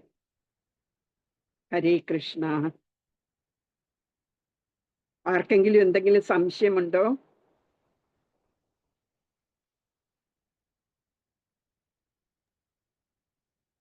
ഇന്ന് പറഞ്ഞതിൽ നിന്ന്. ഹരേ കൃഷ്ണ മാതാജി. പറയൂ മാതാജി. കർണനെ ദുര്യോധനൻ ചെയ്യുന്നത് തെറ്റാണെന്ന് അറിയാലോ, പിന്നെ എന്തിനാ ദുര്യോധനന്റെ കൂടെ നിന്നതോ? അതൊരു കഥയുണ്ട്. എന്താന്ന് വെച്ചാല് അവര് ഒരു ഫെസ്റ്റിവൽ പോലെ നടത്തും ദ്രോണാചാര്യര്. എല്ലാവരുടെയും മിലിറ്ററി അവര് പഠിച്ചൊക്കെ കഴിഞ്ഞപ്പം എല്ലാവരെയും കാണിക്കാന്, എന്തൊക്കെ പഠിച്ചു പിള്ളേരെന്ന് കാണിക്കാൻ, ഈ കുട്ടികളെന്ന് കാണിക്കാൻ വേണ്ടി ഒരു എക്സിബിഷൻ പോലെ വെച്ചു. എന്നിട്ട് ഓരോ പേര് വന്ന് അവര് പഠിച്ച കലകളൊക്കെ പ്രദർശിപ്പിച്ചു. അങ്ങനെ എല്ലാവരും കൈകൊട്ടും. എന്നിട്ട് അർജുനനാണെങ്കിൽ ഭയങ്കര കുറേ ഇതെല്ലാം പഠിച്ചിട്ടുണ്ട്. ഇതെല്ലാം കാണിക്കും, ഓരോ സംഗതികൾ പഠിച്ചതൊക്കെ. ഭീമനാണെങ്കിൽ ഭീമനും ദുര്യോധനനും തമ്മിൽ ഗദ വെച്ചുള്ള ഫൈറ്റ്, ഇങ്ങനത്തെ ഒക്കെ പ്രദർശിപ്പിക്കും. അപ്പം ഒരു മനുഷ്യൻക്ക് ഇവരുടെയൊക്കെ പ്രായത്തിലുള്ള ഒരാള് വരും. എന്നിട്ട് അയാള് പറയും, എനിക്കും കാണിക്കണം എൻ്റെ ഇതെന്ന് പറയും. അപ്പം ദ്രോണാചാര്യര് പറയും, നിന്റെ കുലം ഏതാണ് അതെല്ലാം പറയണം, എന്നാലേ ഇവരുടെ കൂടെ ഇവരെല്ലാം രാജകുമാരന്മാരല്ലേ. അപ്പൊ രാജകുമാരന്മാരുടെ ഇത് നടക്കുമ്പം ഏതെങ്കിലും ഒരാൾ വന്നാൽ പോരാ, ഏതെങ്കിലും ഒരു ചെറുക്കന് വന്ന് അത് കാണിക്കാൻ പാടില്ല. അപ്പം നിന്റെ കുലം എന്താണെന്ന് പറയണം എന്ന് പറയും. അപ്പം ശരിക്കും കർണൻ ഒരു സൂതന്റെ മോനാണ്. സൂതൻ എന്ന് പറഞ്ഞാൽ ഈ ചാരിയറ്റർ, ഈ രഥം ഓടിക്കുന്ന ആള്. അപ്പൊ ഒരു രഥം ഓടിക്കുന്ന ഒരാളുടെ മോനാണ്. അപ്പൊ അവന് ഒരു യോഗ്യതയുമില്ല ഇവരുടെ കൂടെ ആക്കാൻ. അപ്പം ഉടനെ ദുര്യോധനൻ പറയും, ഞാൻ അംഗരാജ്യം ഞാൻ എഴുതി കൊടുക്കുന്നു ഈ കുട്ടിക്ക്, ഇനി തൊട്ട് അത് അംഗരാജാവായിരിക്കും ഇവൻ എന്ന് പറഞ്ഞ് അവിടെ തന്നെ അവനെ രാജാവായി വാഴിക്കും. രാജാവാക്കുമ്പോ ഓരോ ചടങ്ങുകളൊക്കെ ഉണ്ടല്ലോ രാജാവായി എസ്റ്റാബ്ലിഷ് ചെയ്യാൻ. അതെല്ലാം ചെയ്ത് അവനെ രാജാവാക്കും, അംഗരാജാവാക്കും. എന്നിട്ട് കാണിക്കാൻ പറയും. അപ്പം കർണൻ കുറേ ഇതെല്ലാം എക്സിബിറ്റ് ചെയ്യും, അയാളുടെ കഴിവുകളൊക്കെ. എന്താന്ന് വെച്ചാൽ കർണൻ ഇതെല്ലാം പഠിച്ചത് പരശുരാമന്റെ കയ്യിൽ നിന്നാണ്. ഒടുക്കം പരശുരാമൻ അയാളെ കേസും ചെയ്യും. എന്താന്ന് വെച്ചാൽ സൂതന്റെ പുത്രനാണെന്ന് വെച്ചോണ്ട പരശുരാമന് ക്ഷത്രിയന്മാരെ ഭയങ്കര വിരോധമാണ്. അപ്പൊ ഇവന് ഒരു സൂതന്റെ മകനാണെന്ന് വെച്ചോണ്ടാണ് എല്ലാ കലകളും പഠിപ്പിച്ചു കൊടുത്തത്. പക്ഷേ പിന്നെ മനസ്സിലാകും പരശുരാമന് ഇത് ശരിക്കും ഒരു ക്ഷത്രിയൻ തന്നെയാണ് എന്ന് മനസ്സിലാകും. ഈവൻ കർണൻ അറിയില്ല കർണൻ ഒരു ക്ഷത്രിയനാണ് എന്നുള്ളത്. അത് ഒരു കഥയുണ്ട്, അതും കൂടി ഞാൻ പറയാം, സമയമുണ്ട്. അപ്പൊ അത് കാരണം കർണന് ദുര്യോധനനോട് ഭയങ്കര ഒരു ഗ്രാറ്റിറ്റ്യൂഡ്, ഒരു ഗ്രാറ്റിറ്റ്യൂഡിന് മലയാളം എന്താ, ഒരു കടമയുള്ള പോലെ തോന്നി. ഗ്രാറ്റിറ്റ്യൂഡ് എന്ന് പറഞ്ഞാല് എന്താണ് ഗ്രാറ്റിറ്റ്യൂഡിന്റെ മലയാളം? നിങ്ങൾക്കൊക്കെ അറിയായിരിക്കുമല്ലോ. നന്ദി. അപ്പൊ അതെ. അപ്പൊ നിങ്ങക്ക് അത്രയും നന്ദി തോന്നി ദുര്യോധനനോട്. ഒന്നുമില്ലാത്ത ആൾക്ക് രാജാവായി വാഴിച്ചു. എന്താന്ന് വെച്ചാൽ ദുര്യോധനന് എപ്പോഴും അർജുനനേക്കാളും മുകളിൽ ഒരുത്തൻ ഉണ്ട് എന്ന് കാണിക്കണം. അവരെക്കാട്ടിലും കേമനായിട്ട് ഉണ്ട് എന്നുള്ളത് എസ്റ്റാബ്ലിഷ് ചെയ്യണം. അതിനു വേണ്ടിയാണ് ഈ പയ്യന് അതിനേക്കാളും മിടുക്കനാകും എന്നുള്ള ഒരു ഉറപ്പ് കൊണ്ടാണ് അങ്ങനെ ചെയ്തത്. എന്നിട്ട് ആ ഒരു പ്രദർശനത്തില് അർജുനനെക്കാട്ടിലും മികച്ചതായിട്ട് കാണിച്ചു. എന്നിട്ട് പിന്നെ ദ്രോണാചാര്യർ ഓക്കെ നിർത്തി, കളി നിർന്നു എന്ന് പറഞ്ഞ് ആ എക്സിബിഷൻ സ്റ്റോപ്പ് ചെയ്തതാണ്. അതുകൊണ്ടാണ് ഈ കർണന് ദുര്യോധനന്റെ കൂടെ തന്നെ നിന്നത്. ശരിക്കും കർണൻ കുന്തിയുടെ മകനാണ്. കുന്തി ദേവിക്ക് 5 മക്കൾ, ഈ പാണ്ഡവര് 5 മക്കൾ പോരാഞ്ഞിട്ട് ഒരു മോനും കൂടി ഉണ്ടായിരുന്നു കല്യാണത്തിന് മുമ്പായിട്ട്. എന്താന്ന് വെച്ചാ വിശ്വാമിത്രനാണോ ദുർവാസാവാണോ? വിശ്വാമിത്രനാന്നാ തോന്നുന്നത്. ഒരിക്കല് ഇങ്ങനെ കുന്തി ദേവി എന്തോ കുറെ ആ വിശ്വാമിത്രൻ അവിടെ വരും, പാലസിൽ വരുമ്പോ കുറെ ശുശ്രൂഷയൊക്കെ ചെയ്യുമ്പോഴ് ഭയങ്കര സന്തോഷമായിട്ട് ഒരു അനുഗ്രഹം കൊടുക്കും. നീ ആരെ വിചാരിക്കുന്നു അവരിൽ നിന്ന് നിനക്ക് അവരുടെ സെയിം പവറുള്ള കുഞ്ഞിനെ കിട്ടും എന്ന് പറയും. അപ്പൊ ഇത് കൊച്ചുകുട്ടിയായിരുന്നു, ഈ കുട്ടിയായിരുന്നപ്പോഴാ. ജസ്റ്റ് പിള്ളേർക്കുണ്ടല്ലോ ഇത് വാസ്തവമാണോ എന്ന് അറിയാൻ വേണ്ടി ഇങ്ങനെ സൂര്യദേവനെ ചിന്തിച്ചു. ഉടനെ സൂര്യദേവൻ പ്രത്യക്ഷപ്പെട്ടു, എന്നിട്ട് ഒരു കുഞ്ഞിനെ കൊടുത്തു. അതാണ് കർണൻ. അപ്പം ഈ കുന്തി ദേവിക്ക് എന്ത് ചെയ്യണം എന്നറിയില്ല ഈ കുഞ്ഞിനെ. അപ്പൊ ആ കുഞ്ഞുണ്ടായപ്പോ തന്നെ കവചവും കുണ്ടലവും ഒക്കെ ആയിട്ടാണ് ജനിച്ചത്. ആ സൂര്യപ്രകാശമൊക്കെ ഉള്ള മുഖവും തേജസ്സും ഒക്കെ ഉള്ള കുഞ്ഞായിരുന്നു. അതിനെ ഒരു ബാസ്ക്കറ്റില് ഇട്ടിട്ട് ഗംഗാ തീരത്ത് ഒഴുക്കി വിടും. കുറെ വെൽത്തും പണവും ഒക്കെ ഇട്ടിട്ടാണ്, സ്വർണവും ഒക്കെ ഇട്ടിട്ട് അങ്ങനെ വെള്ളത്തില് ഒഴുക്കും. അത് വന്ന് അക്കരെ ചെല്ലുമ്പം ഒരു സൂതൻ, അവർക്ക് മക്കളില്ലാത്ത ഒരു സൂതനായിരുന്നു. ആ സൂതനി ഈ കുഞ്ഞിനെ കണ്ടിട്ട് വീട്ടിൽ കൊണ്ടുപോയി വളർത്തും. അതാണ് കർണൻ. അപ്പൊ കർണനും അറിയില്ല, ഇൻഫാക്ട് സൂതനും അറിയില്ല ഇത് ആരുടെ മോനാണെന്നൊന്നും അറിയില്ല. അങ്ങനെയാണ് ഈ കർണന് ശരിക്കും കുന്തിയുടെ മകനാണ് എന്ന് വെച്ചാൽ അർജുനന്റെ ഒക്കെ ചേട്ടൻ തന്നെയാണ്. പക്ഷെ വോറില് അർജുനൻ കർണനെ കൊല്ലുമൊടുക്കാം. അങ്ങനെയാണ് കർണൻ. ഈവൻ ഈ വോറിന് മുമ്പ് കൃഷ്ണൻ കർണനെ കണ്ട് പറയും, നീ എന്തിനാ അധർമ്മത്തിന്റെ സ്ഥലത്ത് നിൽക്കുന്നത്, നീ ധർമ്മത്തിന്റെ അങ്ങോട്ട് വാ, നീ പാണ്ഡവരുടെ കൂടെ നിൽക്കുക, പാണ്ഡവർക്ക് വേണ്ടി ഫൈറ്റ് ചെയ്യുക എന്ന് പറഞ്ഞു. അപ്പൊ പറയും ഇല്ല, ഒരിക്കലും ഇല്ല എന്ന് പറയും. എനിക്കൊരു ആവശ്യം വന്നപ്പം എന്നെ സഹായിച്ചത് ദുര്യോധനനാണ്. അവൻ ചെയ്യുന്ന തെറ്റാണെന്ന് അറിഞ്ഞാലും ഞാൻ ദുര്യോധനന്റെ സൈഡിലേ നിൽക്കുള്ളൂ എന്ന് പറയും. അങ്ങനെയാണ് ദുര്യോധനന്റെ സൈഡിൽ നിന്നത്. ഹരേ കൃഷ്ണ. ശരിക്കും പറഞ്ഞ ഭീഷ്മര് ഭയങ്കര വലിയ ഡിവോട്ടിയാണ്, കൃഷ്ണന്റെ വലിയ ഭക്തനാണ്. പക്ഷെ ഭീഷ്മരും ആരുടെ സൈഡിലാ നിന്ന്? ദുര്യോധനന്റെ സൈഡില്. എന്തുകൊണ്ടാണ് എന്നുവെച്ചാൽ ഭീഷ്മരൊരു വൗ എടുത്തിട്ടുണ്ട്, ഒരു ശപഥം എടുത്തിട്ടുണ്ട്. ആരാണ് രാജ്യം ഭരിക്കുന്ന ആ രാജാവിന്റെ സൈഡിൽ നിന്ന് രാജാവിനെ പ്രൊട്ടക്ട് ചെയ്യും എന്നൊരു ശപഥം എടുത്തിട്ടുണ്ടായിരുന്നു. അതുകൊണ്ടാണ് ദുര്യോധനന് വേണ്ടി ഫൈറ്റ് ചെയ്തത്. ദോ ഭീഷ്മർക്ക് പാണ്ഡവരോടായിരുന്നു ചായ്വ് കൂടുതൽ, എന്നാലും ദുര്യോധനന് വേണ്ടി ഫൈറ്റ് ചെയ്തു. ദ്രോണാചാര്യരും അങ്ങനെ തന്നെ. ദ്രോണാചാര്യര് കഴിച്ചത് മുഴുവനും കൗരവരുടെ ഫുഡല്ലേ, കൗരവരല്ലേ നിർത്തിയത്. അപ്പൊ കൗരവരെന്ന് പറയുന്നത് ഇപ്പൊ ദുര്യോധനൻ, ധൃതരാഷ്ട്രരാണ് രാജാവ്. അപ്പൊ ധൃതരാഷ്ട്ര സൈഡിൽ നിന്നു ദ്രോണാചാര്യരും. അവർക്കൊക്കെ ഇഷ്ടം പാണ്ഡവരെ ആയിരുന്നു. അങ്ങനെയാണ്. എന്നിട്ട് എന്ത് പറ്റി? വാറില് ഭീഷ്മരും എല്ലാം മരിച്ചു. എന്തുകൊണ്ടാണ്? കൃഷ്ണന് എഗെയിൻസ്റ്റ് ആയിട്ട്, എത്ര ധർമ്മിഷ്ഠനാണെങ്കിലും നമ്മൾ കൃഷ്ണന് എഗെയിൻസ്റ്റ് ആയിട്ട് നിന്നാല് നമ്മൾക്ക് ഡിസ്ട്രക്ഷനേ ഉണ്ടാവുള്ളൂ എന്ന് കാണിക്കുകയാണ് ഇത് ചെയ്യുന്നത്. ഹരേ കൃഷ്ണ.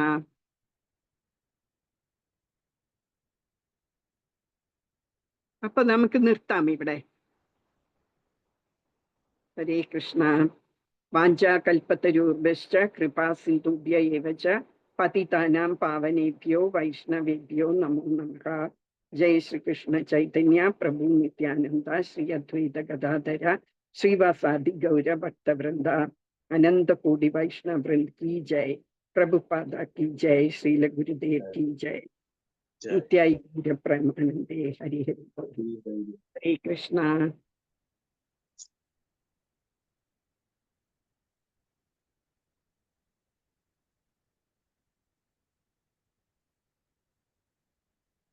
ഹരേ കൃഷ്ണ മാതാജി, പ്രണാമം. ഹരേ കൃഷ്ണ. പ്രണാമം. ഞാൻ ശ്യാമാനന്ദ ഗുരുദാസ് ആണ്. ഇന്ന് നമുക്കൊരു ഗ്രൂപ്പിൽ, പുതിയ ഗ്രൂപ്പിൽ ഇങ്ങനെ ഒരു ലിങ്ക് വന്നതായിരുന്നു. അത് ജസ്റ്റ് ഒന്ന് ഞാൻ കേറിയിട്ടായിരുന്നു. ഹരേ കൃഷ്ണ മാതാജി. എവിടെയാണ് സ്ഥലം? ട്രിവാൻഡ്രം. ട്രിവാൻഡ്രം എന്നാണ് അല്ലേ? ഇസ്കോൺ ട്രിവാൻഡ്രത്തിൽ ഉള്ളതാണോ? എന്തോ? ഇസ്കോൺ ട്രിവാൻഡ്രത്തിന്റെ അണ്ടറിലുള്ള? അതെ. ഈ പള്ളിച്ചലല്ല, അല്ലാതെ ഒരു ഇതില്ലേ കരമനയില്. കരമനയിലുള്ളത്. കരമനയിലുള്ളത്. Okay okay. ഹരേ കൃഷ്ണ. ഹരേ കൃഷ്ണ. എവിടെയുള്ളതാണ്? ഞാൻ തൃശ്ശൂരാണ്. തൃശ്ശൂര്. തൃശ്ശൂര് ഞങ്ങള് കൊടുങ്ങല്ലൂർ ഒരു സത്സംഗം ഉണ്ട്. ഞാനിപ്പോ ഓൾറെഡി വർക്ക് ചെയ്യുന്നത് ബഹ്റിനിലാണ്. അത് ശരി. ഓ, ബഹ്റിനിലെ ഗ്രൂപ്പിലാണോ കണ്ടത്? ബഹ്റിനിലെ നാട്ടിലെ ഗ്രൂപ്പിലാണ്. ഞങ്ങൾ കൊടുങ്ങല്ലൂർ ഒരു സത്സംഗം ഉണ്ട്. ഞങ്ങള് കൊറോണ സമയത്ത് സ്റ്റാർട്ട് ചെയ്തത്. നമ്മുടെ ഗ്രൂപ്പിലാണ്. ഒരു മാതാജി ഇതിൽ ഇട്ടിട്ടുണ്ടായിരുന്നു. അങ്ങനെ ജസ്റ്റ് ഒന്ന് ഞാൻ കേറിയതായിരുന്നു കണ്ടപ്പോ. ഹരേ കൃഷ്ണ. സന്തോഷം മാതാജി. അതോ ഇപ്പൊ കേറിയതേ ഉള്ളോ? ഞാൻ ജസ്റ്റ് അല്ലല്ല, ഞാൻ ഒരു ഹാഫ് ആയി. ഇപ്പൊ മാതാജിയുടെ ക്ലാസ് നടന്നുകൊണ്ടിരിക്കുന്ന സമയത്ത് കേറിയതായിരുന്നു. അവിടെ കരമനയിലാണോ നമ്മുടെ ഇത് സുന്ദർ നിത്യാനന്ദദാസ് പ്രഭു? കരമനയിലാണോ? അല്ല അല്ലേ? അല്ല, പള്ളിച്ചലായിരിക്കും. അല്ലല്ല, പള്ളിച്ചലല്ല. അല്ല, അവിടെ വേറെ പല ഒന്ന് രണ്ട് ഗ്രൂപ്പുകൾ ഉണ്ടല്ലോ അവിടെ. കാട്ടാക്കടയിലും ഒക്കെ ഉണ്ട്. കാട്ടാക്കടയിലുണ്ട്. അതെ, കരമനയിലുണ്ട്. ഞാൻ പള്ളിച്ചല് വന്നിട്ടുണ്ട്. ഉണ്ടല്ലേ? പള്ളിച്ചല് ഞങ്ങള് ഇതിന് വന്നേ ആനിവേഴ്സറിക്ക് വന്നിട്ടുണ്ട്. ബ്രഹ്മോത്സവത്തിന് വന്നിട്ടുണ്ട്. പിന്നെ ജയശേഷപ്രഭുവിനെ അറിയാം. ഈ സത്സംഗം അതും പള്ളിച്ചൽ കീഴെയാണ് അല്ലേ മഞ്ജിമ? ഈ ഗ്രൂപ്പ്, ഈ കിഡ്സിന്റെ ഭഗവത്ഗീത ഗ്രൂപ്പ് ശരിക്കും പള്ളിച്ചലിന്റെ കീഴെയുള്ള ഒരു സത്സംഗാണ്. അത് ശരി. Okay okay okay okay. വളരെ സന്തോഷം മാതാജി. ഹരേ കൃഷ്ണ. ഹരിബോൾ. ഹരേ കൃഷ്ണ. ഹരേ മാതാജി. പറ്റുമ്പോ കേറൂ. നോക്കാം മാതാജി, സമയം പോലെ ഡ്യൂട്ടി കഴിഞ്ഞപ്പോ വന്നോളൂ, അതൊന്ന് കുറച്ച് നേരത്തെ ഒന്ന് കണ്ടപ്പോ കയറിയതാണ്. Okay, okay. ടൈമിങ്ങിന്റെ വ്യത്യാസം ഉണ്ടല്ലോ ഇവിടുത്തെ. അതെ. Hare Krishna. Thank you very much. Thank you മാതാജി. ഹരേ കൃഷ്ണ. ദണ്ഡപ്രണാമം. ഹരേ കൃഷ്ണ. ധന്യവാദം.